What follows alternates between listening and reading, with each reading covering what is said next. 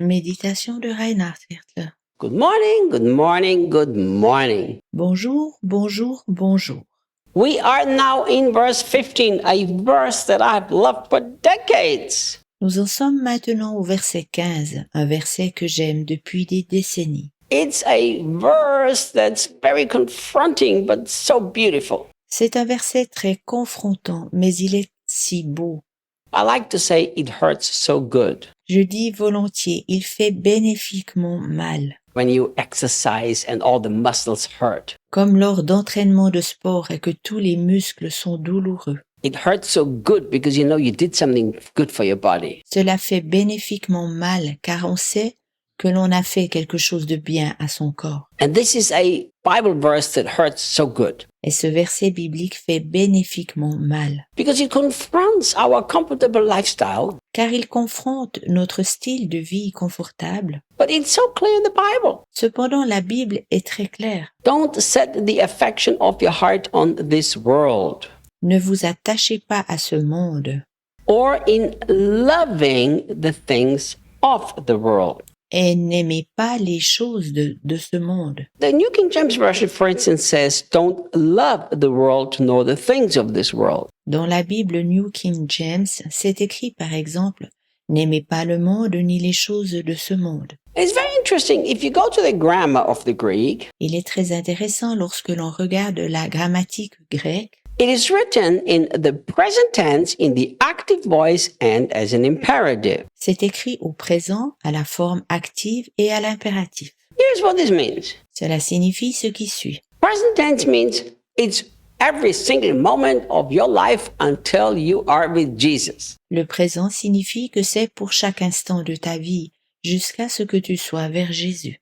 That means forever. Et cela signifie pour toujours. And active voice means that you have to do it. Et la forme active signifie que tu dois le faire. And imperative means it's a divine order, not an option. Et l'impératif signifie que c'est une directive divine et qu'il n'y a aucune option. So every moment of your life on earth, God is giving you an order. Ainsi, Dieu te donne une directive pour chaque moment de ta vie sur terre. And he says this. Il dit ce qui suit. He says, you must not set the affections of your heart on this world. Tu ne dois pas attacher ton cœur à ce monde. Or in loving things of the world. Et ne pas aimer les choses de ce monde.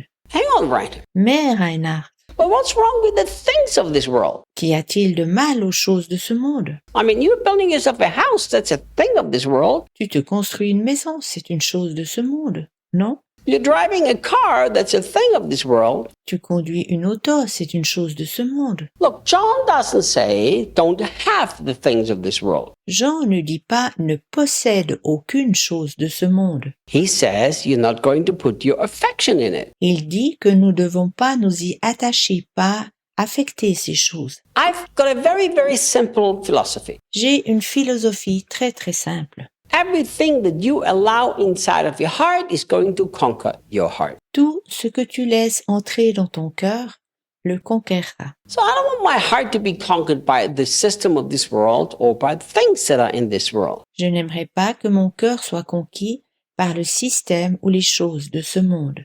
Therefore, I've made a very simple decision. C'est pourquoi j'ai pris une décision très simple. I will use the things in this world, but never I'm going to put my affection on anything. J'utiliserai les choses de ce monde, mais je ne laisserai jamais mon cœur s'y attacher. This is actually something really beautiful. You know why? À vrai dire, c'est quelque chose de très beau. Sais-tu pourquoi? Because I believe Car je crois that nobody who loves the things of this world can actually truly enjoy them. qu'aucune personne qui aime les choses de ce monde peut en profiter. Think about this. Pense à cela. Let's imagine that you have the money to finally have the brand new car that you've always wanted to have. Imagine-toi, tu as l'argent afin de t'acheter enfin l'auto dernier cri que tu t'étais toujours souhaité.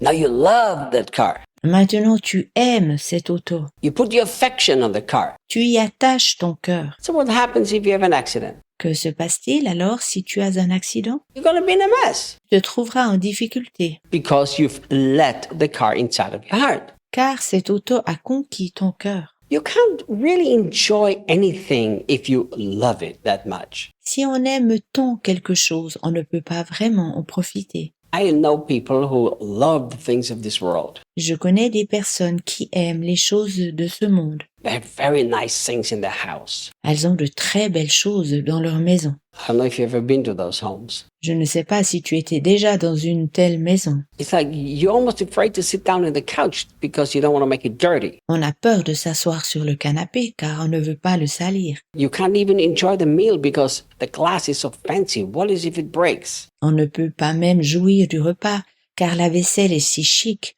Que va-t-il se passer si quelque chose se casse? So John is giving us a very important warning here. Jean nous donne ici un avertissement important. But if you don't love these things but just enjoy them and use them, Cependant, si tu n'aimes pas ces choses, mais que tu les utilises seulement, then you can actually just have fun, enjoy them, but your heart will never be conquered. alors tu peux véritablement en jouir et réellement en profiter sans que ton cœur y soit attaché. I know a lot of people who love the things of this world more than they love people. Je connais beaucoup de personnes qui aiment davantage les choses de ce monde que les gens. You imagine Imagine-toi, if somebody, not because they are careless, but by accident breaks something that's very expensive. quelqu'un casse par inadvertance quelque chose de très cher. How do you react to that person? Comment réagis-tu envers cette personne? At that moment, what's more important, the person or the things that they broke? En ce moment, qu'est-ce le plus important pour toi?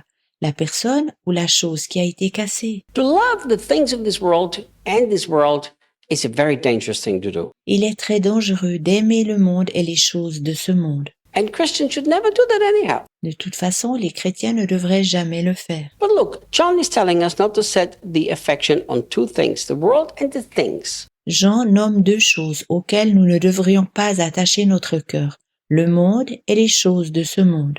I keep being, I don't know, I guess shocked Je suis toujours un peu choquée when I see how much affections Christians put in the system of this world. lorsque je vois combien le cœur des chrétiens est attaché au système de ce monde. Because when the Bible says don't set your affection on the world, it actually means this world system. Car si la Bible nous dit que nous ne devrions pas attacher notre cœur à ce monde, alors il est question du système de ce monde. Their political party loses, they go into stress. Lorsque leur parti politique perd, ils sont stressés. Think in America, Christians hate each other because one is Republican, the other one is Democrat. Pense à l'Amérique, des chrétiens se détestent, car l'un est républicain et l'autre démocrate. I have seen terrible animosity in America because people have different political views among Christians. En Amérique, j'ai vu de l'animosité entre chrétiens,